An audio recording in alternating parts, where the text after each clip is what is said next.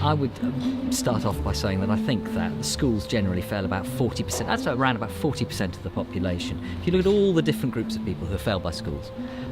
What do you mean when you say failed? But they're going to come out of school without a decent entry point into society and social systems. So if you look at all the people who've got all the various disability categories, if you're going to look at all the people who've got English as additional language, if you look at people who have had all those other areas that the research has shown are going to have a negative experience within school, I think it comes up at around about 40-odd%. I don't disagree. There are some people who are not served well by school, but there are some people who are not served well by nursery, by the family they're in, by the church they attend. You know, all structures and institutions make a difference. They have positive consequences and negative consequences, and because there are some challenges for some people at the end of schooling, shouldn't mean that we say school is bad for us, bad for society. But I wouldn't think that the family and the church and set out to actually separate the society up, whereas I think schools have a fundamental role to identify those people who can achieve and can't achieve within society. And so inevitably you're going to have a large percentage of people who are going to fail within the education system. Well, they're separating them often for educational purposes, and there are often segregation in schools, for issues of control, for issues of number. You've got large numbers. I mean, how was it in the first place in 1880s? It wasn't set up for transformation then, it was set up for control, yes? From my understanding, this was set up for people so they could enter the factories, so that you could have a workforce, you could have people who could start to understand the processes that were going on within an industrial society. It was also set up because of fear of the Prussians and wanting to have social control, people who would join the army and be good military fodder. I mean, at that point they were only going up till 10, it was only statutory until 10, it became army fodder later. People in the 1890s were drilled at school, so it was a requirement of that, and there's plenty of people within the historians who would say that that was a key factor in producing an army in the First World War who were happy to march into the guns, because not just in the UK but in other countries too, they'd been regimented through the school system. I mean, earlier you were saying there were kind of what you saw as two reasons for schooling. One was transformation and one was control. Yeah, you're still agreeing with that? Absolutely. Well, surely the transformation is good for you. If you're saying schools are bad for society, the transformational potential of schooling is good for one. Throughout history, people getting access to reading and writing and books, and other people who've pushed them to ask questions, it's transformed and changed their lives. But that was when schools were for a few. As we've rolled it out and we've made schools for the many, we didn't start with the transformation argument.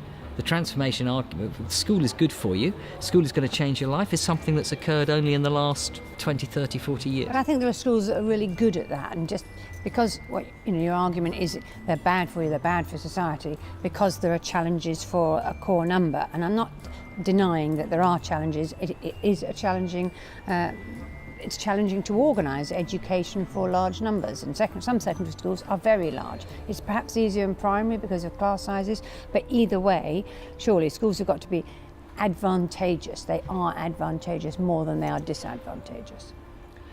They are advantageous for the maintenance of the status quo. They're advantageous for people to ensure that we maintain our systems and our processes in much the way that they are currently. If you are actually looking for genuine social transformation, if you're looking for social justice, no, I don't think schools are doing that. I think a few people will emerge through the system and their lives will be socially transformed, but they are the minority. Well, I don't know the statistics. What I do know is that there are many schools in this country, particularly which I've visited, which are making a significant social transformational change for large numbers of their students in those schools, where they're committed to a creative vision, opportunity for all, and they're looking and mining their figures, their numbers, their stats in terms of achievement, saying how could we reorganise differently to enable this group to achieve more. So it isn't the case that they're all clutched together in one building and left to rot, as it were. Actually, funnily enough, there are some children who are pulled out, and they're not left to rot. But there are children who are pulled out of school and spend a great deal of time out of school. School exclusions are going up and up and up. You've got experiences of children with a wide variety of what is labelled in this country special educational needs, who are marginalised. For instance, a survey of parents of children on the autistic spectrum, around about 22% of the children were being illegally excluded at least once during the week. So there are people who are being put into the corner and forgotten. And it's an education system that is designed to do this. It is designed to do it. And so you may have a few good schools, or a lot of good schools, that are managing well to achieve social transformation. But some good schools achieving social transformation doesn't mean that the whole system isn't still going to guaranteed to produce failure. Well, it's not guaranteed to produce collective failure, is it? And there are, even for those children who are excluded one day a week, and I'm not saying that's advantageous, there are advantages with being together in a context that's fostering their learning. If we focus on learning, not on schooling, then we can see there are huge advantages to schooling, like being part of a community, belonging, having the opportunity to collaborate with other young people, as it were. I mean, if you're looking at home education, that's a different piece. But the things that you're talking about are things that businesses would say that they want. Businesses would say that they want collaboration. Businesses would say that they want creativity. Businesses would say that they would want to have cultural awareness and understanding, use of languages. They don't say they want reading and writing. They don't say that they want numeracy and literacy. Those things are down the order of businesses' requirements. They're up the order of politicians' requirements. And they're up the order of exam boards' requirements. I don't know that I agree with you, because business needs a literate and a numerate workforce, as it were. Any business needs somebody who can competently handle. And they have that. The system produces that, but we just push and push and push at those particular things, saying that we need more of that and we need to focus more on it. I think what you're saying is part of the challenge of the schooling system currently is that the pressure on assessment in relation to the core, the reading, writing and numeracy, is so great that the standards and those are being pushed at the expense of the rest.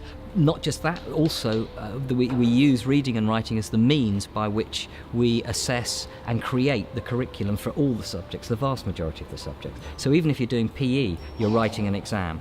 If you're doing a practical subject, you end up having to do a multiple choice assessment. And so we create these barriers. And that's why, you mentioned home education, that's why so many parents take their children out, because they feel this system is oppressing their children and not dealing with certainly is evidence needs. of young people stressed now, more stress, higher levels of negative not being feeling very confident, feeling very stressed, very anxious in school. And the skill set that we need, not only in terms of creativity and collaboration, but certainly in terms of coping with uncertainty, handling tension, is a key skill for the 21st century. We don't know what's around the corner. We don't know what jobs they're going to be able to access themselves. So handling the unknown is a key skill. Now, I would say that is more easily developed in collaboration with others in a schooling context than necessarily in home. I'm not against home education. I'm just conscious that it isn't going to be feasible to offer home education to all. So we have these institutions, we have to hold on to them. Surely what we should be doing as an institution, as a university, is working alongside, indeed we are working alongside schools to investigate what works for whom, in what context, who's being disadvantaged here, and then try to collaborate to improve what is on offer. Surely that's what we should be doing. I would accept that there's a great deal of good work that goes on in schools, and there's a great deal of good work that goes on in universities, and that research can actually point you towards some really excellent practices that schools could be carrying out. But the fundamentals of the system as it's structured stops those from being carried out. And so the fantastic work that you do on reading for pleasure is not something that can be easily rolled out in the context of a top-down curriculum of the sort that we have in this country and many countries have. Well, I mean, reading for pleasure is an interesting example because it has been mandated, and there was at one level it's kind of an irony, it's a legal requirement, you must read for pleasure, Jonty, as you were, and all the children in the country. But actually, teachers can develop children's reading for pleasure and commitment to that agenda by enticing, engaging, cajoling, offering very rich text, reading aloud. We've developed a new website that's focused on that recently, and we've got 40-odd teacher reading groups around the country, teachers who are committing time outside school to read in their own, with one another in small groups, but to read their own literature, but also children's literature, and then go back into the classroom with a wider repertoire that means they can share with children, read aloud from a wider range of texts. But the key thing in that kind of frame is that's really about more informal, opportunistic, still planned, still principled, underpinned by research, but opportunistic spaces to develop children as readers.